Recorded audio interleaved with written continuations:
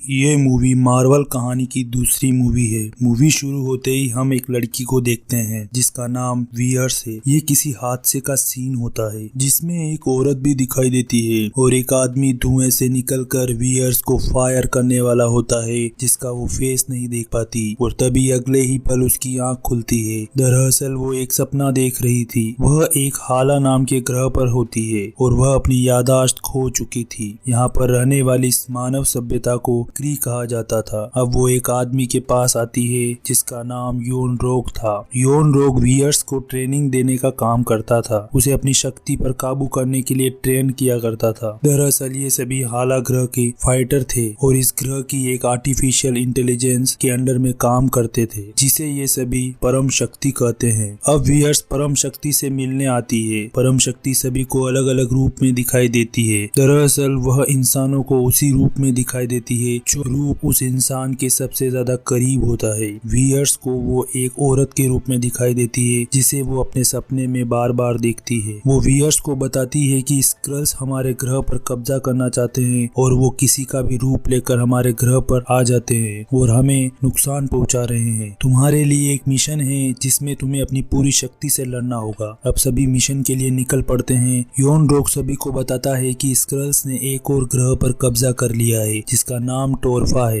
हमें टोरफा पर जाना होगा और हमारे जासूस सोलार को ढूंढ कर लाना होगा, क्योंकि अगर वो सोलार स्क्रल्स के जनरल टेलोस के हाथ लग गया तो वो उससे सारी इंफॉर्मेशन निकाल लेगा। अब वो टोरफा पर पहुंच जाते हैं जहां वो सोलार को ढूंढ रहे होते हैं कि स्क्रल्स उन पर हमला कर देते हैं। क्री और स्क्रल्स आपस में लड़ने लगते हैं। तभी स्क्रल्स का जनरल टेलोस सोलार का रूप लेकर वियर्स के सामने आ जाता है। वियर्स उसे पहचान नहीं पाती और टेलोस उसे बेहोश कर देता है और अपने साथ ले जाता है। अब टेलोस जानकारी निकालने के लिए वियर्स के दिमाग को स्कैन करता है जिसमें वियर्स की कई यादें होती है। टेलोस को उसके बचपन के सीन दिखाई देते हैं और आगे देखने पर टेलोस को वो औरत दिखाई देती है जिसकी उसे तलाश थी। ये वही औरत थी जिसे वियर्स अपने सपने में एक हादसे में बार बार देखती है और इसी फेस को वो परम शक्ति के रूप में भी देखती है। उसकी टी शर्ट पर देखने पर टेलोस को पता चलता है कि ये डॉक्टर वेंडी लॉसन है और ये वही औरत है जिसके पास एनर्जी सोर्स है। दरअसल टेलोस को उस एनर्जी सोर्स तक पहुंचना था जो कि लॉसन के पास था। तभी वियर्स होश में आ जाती है और सभी से लड़ने लगती है, लेकिन उसके हाथों में लगे होल्डर्स से वो अपनी शक्ति का यूज नहीं कर पा रही थी। लड़ने के दौरान ही बहुत ज्यादा ताकत लगाने पर उसके हाथ के होल्डर्स निकल जाते हैं, लेकिन साथ ही जिस शिप में वो होते हैं उसका एक हिस्सा टूट जाता है और वो बाहर उड़ जाती है। लेकिन वो अपनी शक्ति का यूज करके वापस उस यान में आ जाती है और उस शिप के छोटे यान जिसमें बैठकर स्क्रल्स भाग रहे थे वो भी उनमें से एक में बैठकर वहां से निकल जाती है। लेकिन वो छोटा यान पृथ्वी पर आकर गिर जाता है। वो सभी पृथ्वी को प्लेनेट C-53 के नाम से जानते थे। वियर्स को गिरते हुए एक सिक्योरिटी गार्ड देख लेता है। वियर्स के द्वारा कॉल के लिए पूछने पर वो उसे टेलीफोन बूथ पर भेज देता है और साथ ही पुलिस को बुला लेता है। सीन बदलता है और हम देखते हैं कि वियर्स का पीछा करते हुए स्क्रल्स भी पृथ्वी पर आ जाते हैं और अपना रूप बदल लेते हैं। साथ ही वियर्स की तलाश में लग जाते हैं। इधर वियर्स योन रोग से कांटेक्ट करती है और बताती है कि स्क्रल्स डॉक्टर लॉसन को ढूंढ रहे हैं जिनके पास लाइट स्पीड इंजन का फॉर्मूला है और वो पृथ्वी पर एक साइंटिस्ट है जो मुझे परम शक्ति के रूप में दिखाई देती है। हमें लॉसन को ढूंढना होगा, नहीं तो वो स्क्रल्स के हाथ लग जाएगी।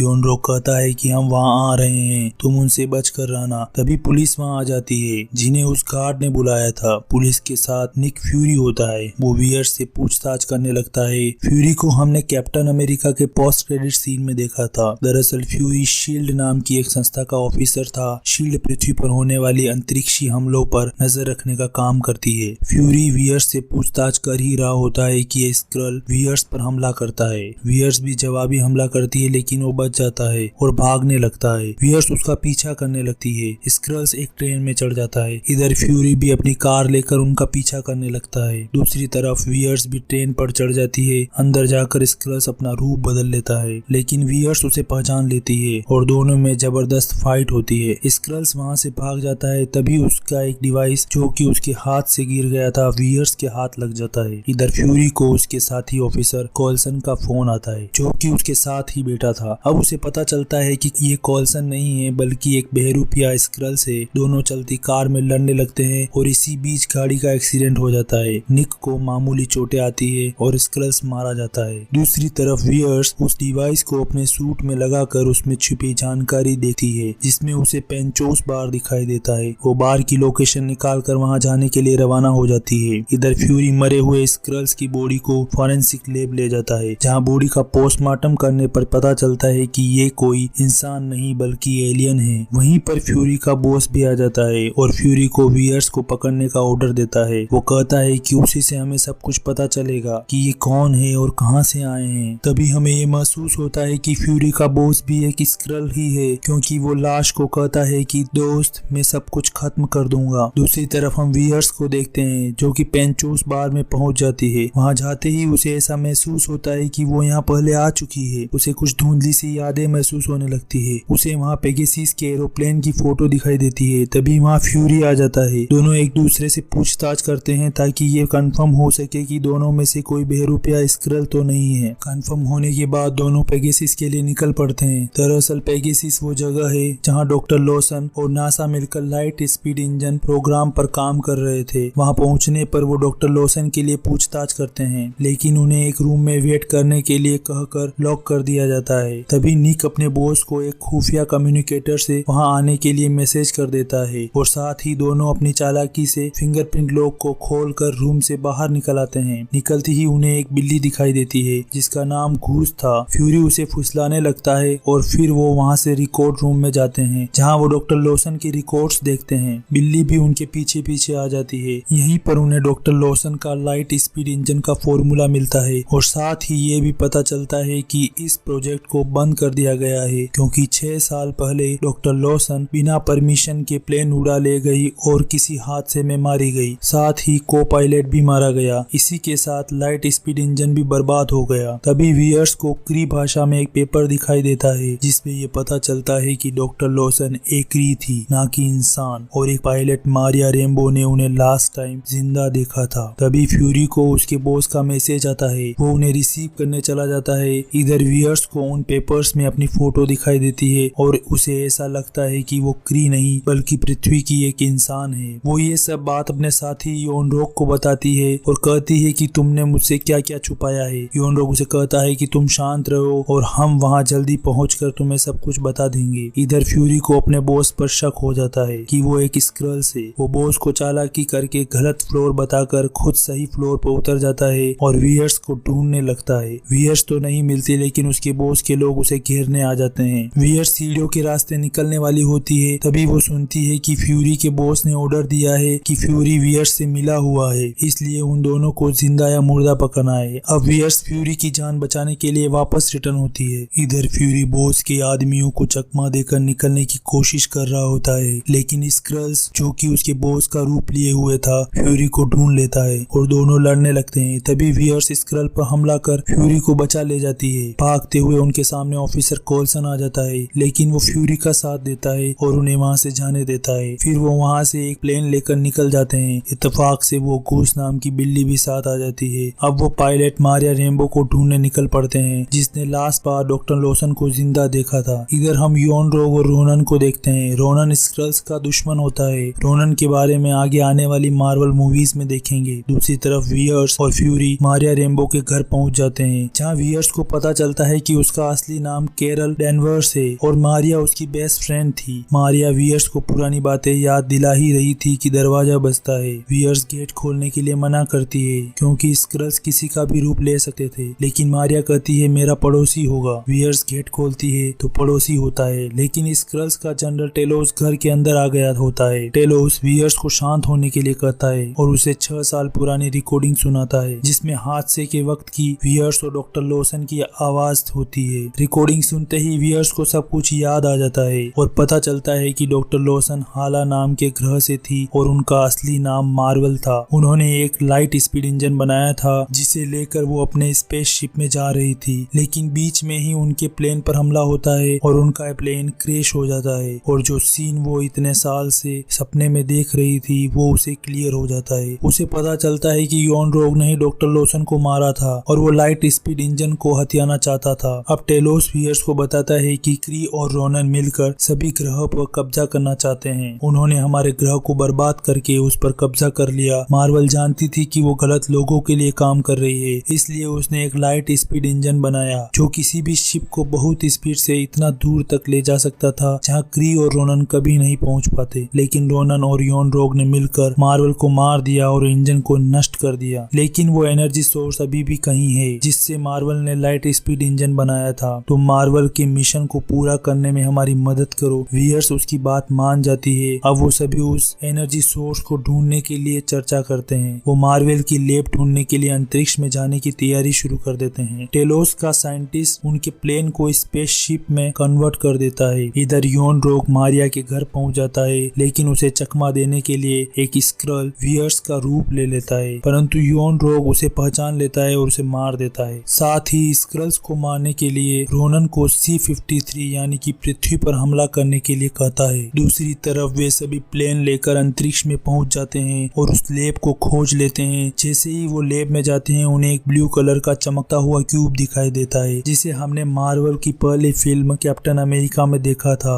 यह एक देवताओं का हीरा था जिसे टेसरेक्ट क्यूब कहते हैं। कैप्टन अमेरिका में ये टेसरेक्ट टोनी स्टार्क के फादर हावर्ड स्टार्क को मिला था। ये कैप्टन मार्वल के पास कैसे आया ये हम आगे आने वाली मूवीज में देखेंगे। टेसरेक्ट क्यूब को वो एक बॉक्स में रख देते हैं और यहीं पर टेलोस को अपना खोया हुआ परिवार भी मिल जाता है। तभी वहाँ योन रोग भी आ जाता है और सभी को बंदी बना लेता है। वीयर्स को बंदी बनाकर उसे परम शक्ति से मिलाया जाता है। परम शक्ति कहती है कि तुम्हें ये शक्तियाँ हमने दी है, वरना तुम सिर्फ एक कमजोर इंसान हो। वीयर्स को मानसिक रूप से कमजोर करने की कोशिश की जाती है, लेकिन वो जान चुकी थी कि ये शक्तियाँ उसे उस धमाके से मिली है और इसलिए वो अपने गले पर लगे एक डिवाइस को खोल कर फेंक देती है, जिससे कि उसकी शक्तियों को योन रोग कंट्रोल कर रहा था। डिवाइस के हटते ही उसकी सारी शक्तियां अनलॉक हो जाती है और वो बहुत ज्यादा पावरफुल हो जाती है। एक ही बार में वह सबको गिरा देती है और टेसरेक्ट लेकर भाग जाती है। आगे जाते ही वो टेसरेक्ट को फ्यूरी को लेने के लिए कहती है, लेकिन फ्यूरी के लेने से पहले ही वो बिल्ली टेसरेक्ट को निगल लेती है। ये सब देख फ्यूरी घबरा जाता है, जिसे वो एक घूस नाम की बिल्ली समझ रहा था। दरअसल वो एक फ्लर्किन जाति की एलियन होती है जिसे मार्वल पृथ्वी पर लेकर आई थी और अब वो कई दुश्मनों को मार कर खा जाती है। ये देख फ्यूरी चौंक जाता है। दूसरी तरफ वीयर्स योन रोग और उसके साथियों को रोकने के लिए टेसरेक्ट का खाली डिब्बा लेकर उनसे लड़ने लगती है। लड़ते हुए डिब्बा गिर जाता है और योन रोग को पता चलता है कि टेसरेक्ट तो फ्यूरी लेकर निकल रहा है। वो उनके पीछे भागता है। वीयर्स उसे रोकने की उसके पीछे भागती है। इधर वो सभी एक प्लेन लेकर निकल लेते हैं और योन रोग भी एक छोटा प्लेन लेकर उनके पीछे भागता है। वीयर्स उसे रोकने के लिए उसके प्लेन पर लटक जाती है। वो प्लेन के ग्लास को तोड़ने ही वाली होती है कि योन रोग उसे प्लेन से गिरा देता है। अब वो तेजी से नीचे गिरने लगती है, लेकिन तभी वो अपने आप को शांत करती है। अचानक से सीन बदलता है और हम देखते हैं कि योन रोग अपना प्लेन मारिया के प्लेन के पीछे लगा लेता है और उन पर फायर करने लगता है। तभी वीयर्स उड़ते हुए आती है और योन रोग के प्लेन पर वार करती है, जिससे उसका प्लेन क्रैश हो जाता है। दरअसल वीयर्स में उड़ने की शक्ति भी होती है, जिसके बारे में पहले उसे नहीं पता था। दूसरी तरफ रोनन स्क्रल्स को मारने के लिए धरती पर मिसाइल्स दागने लगता है, लेकिन वीयर्स अपनी पूरी ताकत से मिसाइल्स को हवा में ही ब्लास्ट कर देती है और उनके एक स्पेसशिप को भी उड़ा देती है। साथ ही उनकी मेन स्पेसशिप जिसमें रोनन खड़ा था उसके सामने जाकर खड़ी हो जाती है। ये देख रोनन भाग खड़ा होता है और अपनी स्पेसशिप लेकर निकल जाता है। अब वीयर्स धरती पर आकर योन रोग के सामने खड़ी हो जाती है। योन रोग उसे अपने जाल में फंसाने लगता है, लेकिन वीयर्स उसे जख्मी करके उसे प्लेन में बिठाकर कहती है कि परम शक्ति के पास